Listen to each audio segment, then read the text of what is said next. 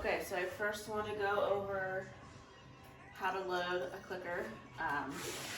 This is a clicker. I don't know, most people know what this is, but just in case you don't, you can get them at Walmart, PetSmart, Amazon. They're really cheap, usually between $1 to $5. They have some fancy ones that are more than that.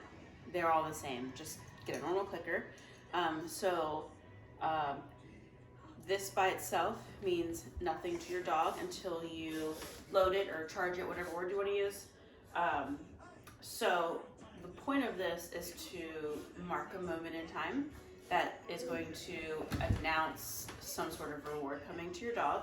So we want to establish to your dog that when they hear this click, food is coming.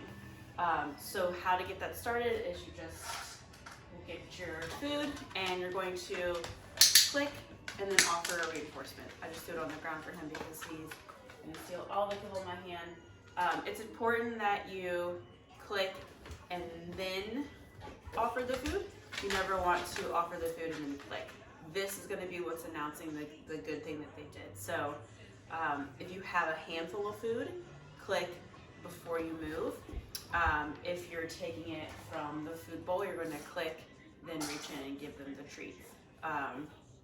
Or same thing if you're using like a treat pouch where you have food in your pocket or something. So it would be click, reach in, give them their reinforcement. It's important that every time you click, you offer them food. So for this, for the loading phase, you want to make sure that it's in a low distraction environment. My guys both already know what the clicker means, so they're really engaged when they hear this stuff going off. And he's ready for the lunch. Okay, you ready? So at first you're just going to, I usually get a couple of treats. I'm right-handed, so it's easier. I'm going to click, throw food to the ground, do the same thing. And then that third time, before they start moving to you, when they're just licking the kibble up, I click to signal that I'm throwing more. It kind of builds drive in that behavior, builds drive in responding to the click.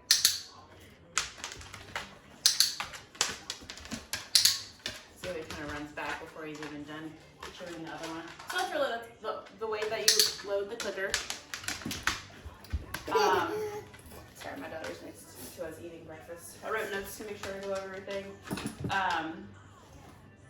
Once the clicker is charged, I like to vary the amounts that I give the dog. So sometimes it's a kibble, sometimes it's their full meal. Most of the time it's everything in between. You want to build dopamine and what they're going to get when they hear the click. I don't want them to be able to predict what this click is announcing. So again, it's not just one kibble, it's not just their full meal, it's both of those things and everything in between. When we start introducing existential feeding, at first it's going to be just for free. So I usually start with their full meal when I'm getting them used to that. So I will click, put the bowl down. If Charlie walks away from his meal, the bowl comes up, the meal is over, he has to wait till the next rep. It's very important that he only eats via the announcement of the clicker. But everything's going to be for free, so he doesn't have to do anything where he doesn't have to sit down or anything like that. It's just click, give you the food bowl. Once he's got a hang of that, and this is going to be something that's going to be over a length of time, then you can start varying the amounts. So you can start asking him to eat from your hand. So again, it's not just one kibble, it's not just the full bowl, it's going to be both of those things and everything in between. So he's going to start working for his food. And right now this is just coming from you and not the boyfriend.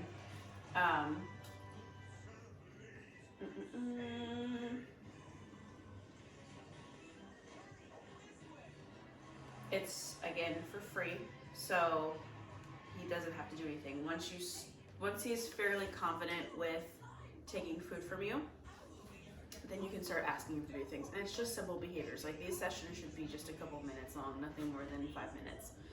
So you can ask him to sit, click, give him a handful, down, click, and when you click, that means he can come out of behavior. So if you click and he jumps up, that's perfectly fine.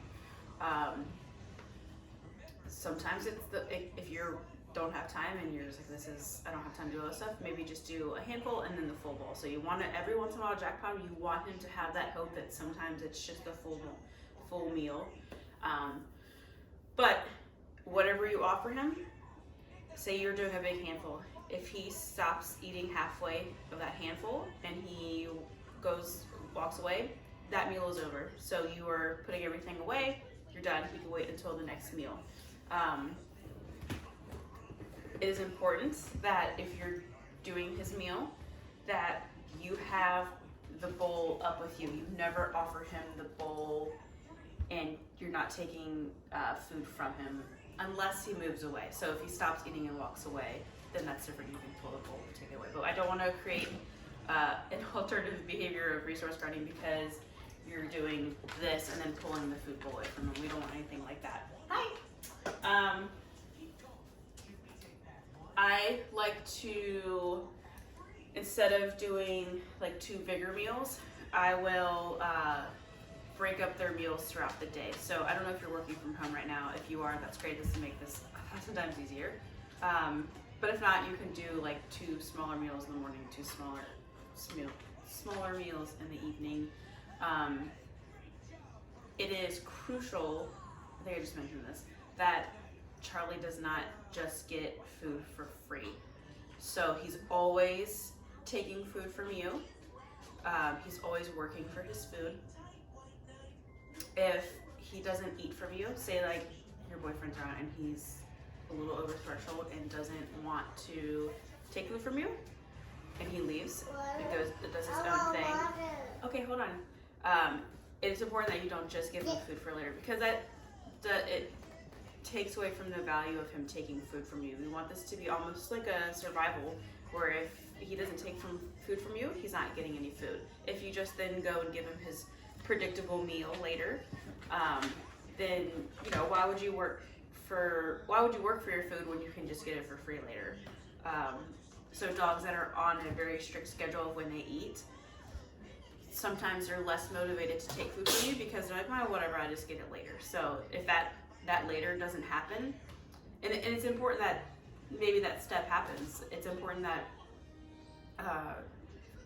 that free meal doesn't happen for them to learn, like, oh, like, I better eat. And we're never starving your dog. We're never withholding food. There's always opportunities, but they only come through you. The window of opportunity to eat only comes through you. And I had to do that with her. She's a super sensitive dog, and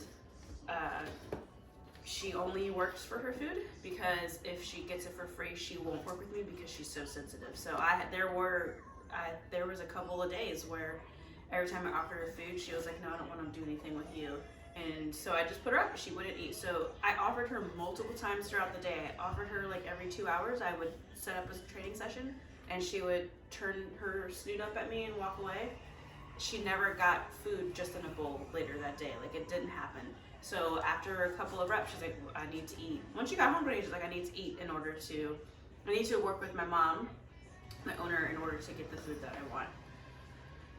So it's not fun. It was very hard for me to just not give her food for free, but in the long run, it was super beneficial because I have a dog that's very engaged and wants to do things with me, and wants to work for me. And I think that'll really help with Charlie and your boyfriend setting up that dependency on taking the food from you. Okay. And then I'll go into the box. I'm going to start with her.